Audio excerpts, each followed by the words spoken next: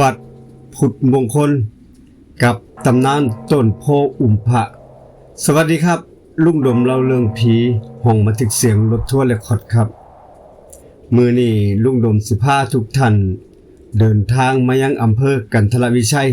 จังหวัดมหาสารคามครับริมถนนสายหลักที่ผู้คนใส่สัญจรเข้าออกตัวเมืองวัดเก่าแก่แห่งหนึ่งตั้งอยู่บนทางโค้ง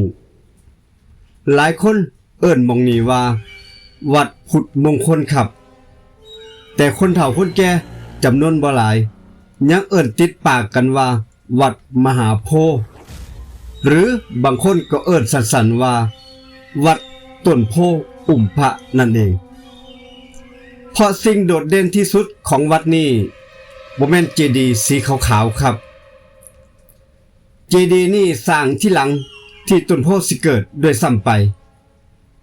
แต่เป็นต้นโพนี่สมัยโบราณที่มันเกิดค่อยๆเกิดขึ้นแล้วโอบอุ้มพระพุทธรูปเอาไว้จนกลายเป็นภาพที่แปลกตาและเป็นสัญลักษณ์แห่งศรัทธาของผู้คนในละแวกใกล้เคียงครับมีเพียง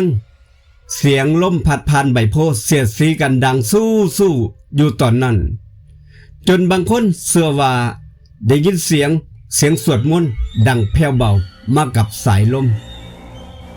ต้นโพกับพระพุทธรูปอีหยังเกิดก่อนกันพระพุทธรูปมาก่อนหรือต้นโพมาก่อนนี่คือคำถามที่ทุกคนตอบบ่ตรงกันคนรุ่นเก่าๆคนหนึ่งเล่าให้ฟังว่าเดิมที่นั่นพระพุทธรูปเก่าแก่ประดิษฐานอยู่กลางลานวัดตรงลานดินแห่งนี้เมื่อวันเวลาผ่านไปหลายสิบปีต้นโพจึงค่อยๆแตกหน่อและเติบโตขึ้นจนรากของต้นโพนั้นโอบอุ้มพระพุทธรูปเอาไว้และอีกกระแสหนึ่งกลับมองว่าต้นโพมีอยู่ก่อนหน้านั้นแล้วต่อมาพระธุดงค์เดินทางมาปักกรดเห็นว่าเป็นสถานที่สงบจึงอัญเชิญพระพุทธรูปมาประดิษฐานไว้ใต้ต้นโพแห่งนี้บ่ว่าเรื่องใดสิเป็นเรื่องจริงเรื่องใดเป็นเรื่องที่เท็จสิ่งที่ทุกคนเห็นตรงกันก็คือต้นโพกับองค์พระพุทธรูปอยู่ร่วมกันมาโดนแสนโดนแต่รากของต้นโพนั้นเรื่องนี้กลายเป็นภาพที่คนในพื้นที่เห็นจนชินตาถึงแม้นว่าบ่มีผู้ใดบางคนบ่ได้เข้าวัดเมื่อขับรถผ่านทางโค้งแห่งนี้หลายคนก็ต้องยกมือขึ้นไหว้โดยอัตโนมัติศรัทธาที่ผู้คนส่งต่อกันมาบอกต่อกันมาครับชื่อเสียงของวัดได้แพร่กระจายออกไปผู้คนจากหลายจังหวัดเริ่มเดินทางมามองนี่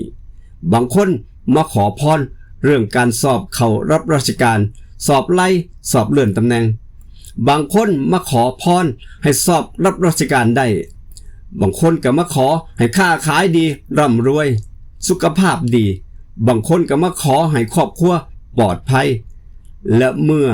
วันที่1และวันที่16ของทุกเดือนทุกคน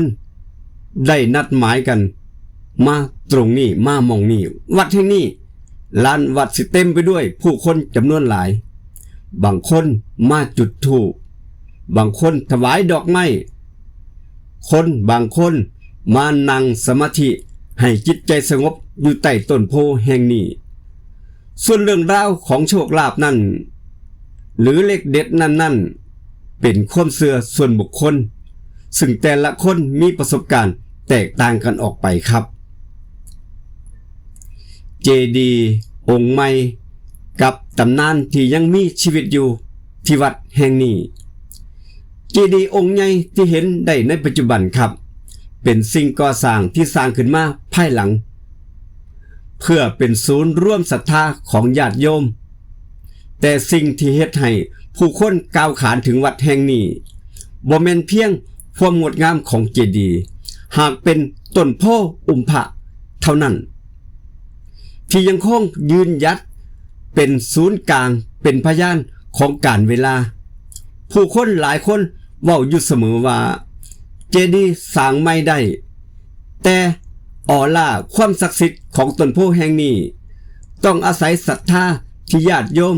สั่งสมมาหลายชั่วอายุคนครับเรื่องราวของวัดพุทธมงคลอำเภอกันทรวิชัยจังหวัดมหาสารคามครับอาจบ่แม่นหลักฐานทุกเรื่องให้พิสูจน์ได้แต่สิ่งหนึ่งที่ปฏิเสธบ่ได้คือตลอดหลายสิบปีที่ผ่านมาผู้คนก็ยังคงเดินทางมามองนี่ด้วยหัวใจที่เต็มเปี่ยมไปด้วยศรัทธาครับบางคนกลับไปพร้อมรอยยิ้มบางคนกลับไปพร้อมกับกำลังแรงใจและบางคนก็กลับมาอีกครั้งหนึ่งเพื่อมากล่าวคำขอขอบคุณเพราะบอกว่าปาฏิหาริย์สิมีจริงหรือบ่ศรัทธาที่ตั้งอยู่บนความดีย่อมเป็นสิ่งที่ซอยให้ประคับประคองชีวิตครอบครัวหัวใจของผู้คนได้ดีเสมอมาครับแล้วทุกคนล่ะเคยแวะกราบวัดพุทธมงคลพระต้นโพแห่งนี้อำเภอกันทรวิชัยจังหวัดมหาสารคามบ่หรือมีประสบการณ์เกี่ยวกับสถานที่ใดๆปักคอมเมนต์เรื่องราวมาแบ่งปันมาเล่าสู่กันฟังขอบคุณอีกครั้งหนึ่งหอมบันทึกเสียงรถทัวร์เรคคอร์ดเราโดยลุงดมเราเรื่องผีลาทุกท่านไปก่อนฝากทุกท่านกดแชร์กดติดตามกด Subscribe ลุงดมมื้อนี้ไปก่อนเจอกันคลิปหน้าอีพีหน้าครับสวัสดีครับ